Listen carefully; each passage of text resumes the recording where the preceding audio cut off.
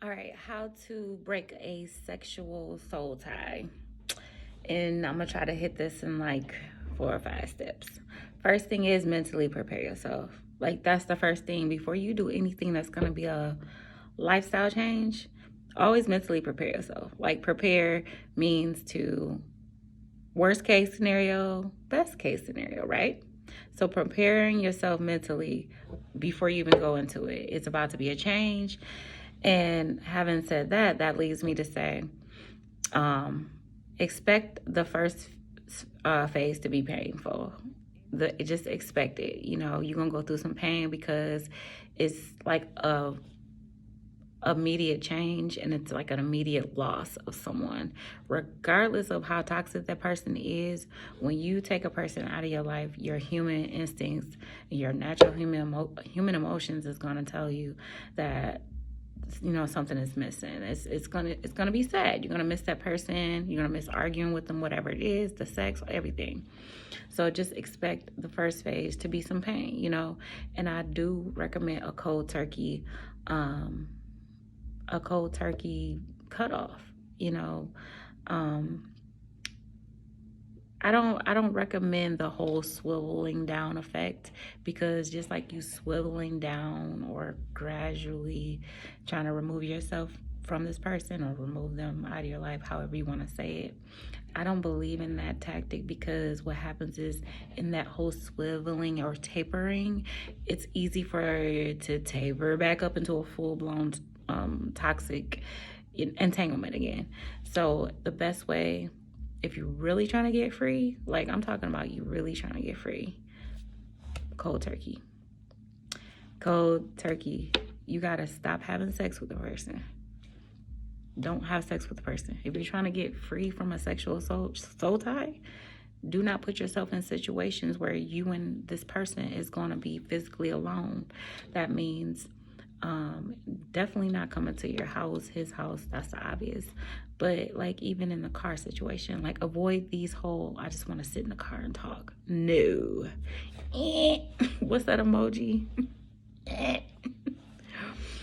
um and then the other thing is, so how many steps is that? Number one is um mentally preparing yourself. Two is cut them off cold turkey, okay? Expect this stage to be the most painful, because basically, like I said, it's ripping somebody out of your life. But the next thing is, start to incorporate healthy habits that will reflect loving yourself, because you've lost a lot of self. I don't care what nobody says. I don't care how pretty you are on that. Look at me. I'm pretty, right? I'm pretty, pretty, pretty, pretty. Sometimes pretty girls, man, we end up going through the worst. But anyway, but God has a purpose for that. But anyway, let me stay focused so this won't be longer than I wanted it to be a 5-minute video, but we'll see.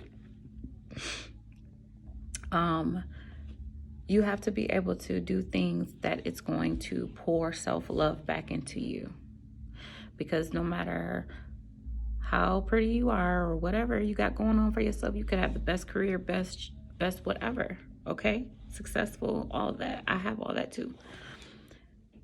But if you've been entangled in a toxic relationship or a sexual soul tie, you have lost a lot of self-love along the way, because each day that you are with this person, each day you allow this person to interact with you and fellowship with you and take something from you, you've depleted more and more of that self-love, because being with someone toxic who does not love you is compromising. You're compromising and putting yourself on the back burner in order to hold on to something that is trash. So you need to now, the third step is begin to seek out ways to and avenues that pour self-love into you. Go on a self-discovery journey, get back to doing the things that you enjoy. You know what I'm saying? Do something nice for yourself. Begin to get back to your spiritual self, your relationship with God. If you don't have a relationship with God, this would be the greatest time to begin to start a relationship with God. You know what I'm saying? All these things that will reveal who you are, and begin to love on yourself. Loving on yourself in and of itself is probably a separate video. I mean, I'm telling you, that's not something I could quite just, but I would encourage you, that is my step 3, but I would encourage you to seek out ways to love yourself.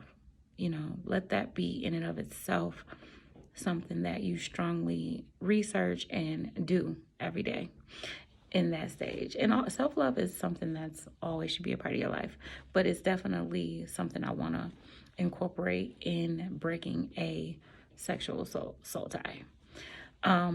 Sexual soul ties deplete you of self-love.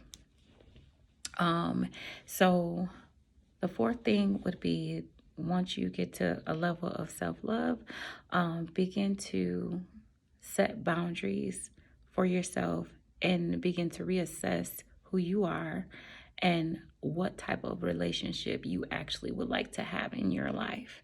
So if you are healthy and you've gotten rid of the person that is a soul tie or whatever, and you've been loving on yourself and you've gotten back to God, and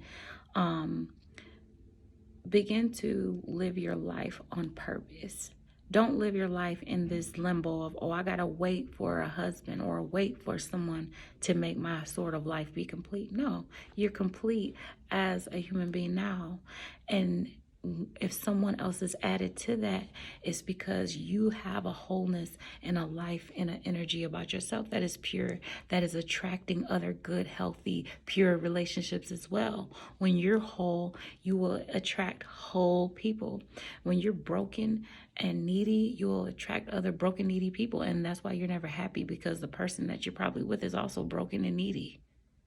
That'll preach.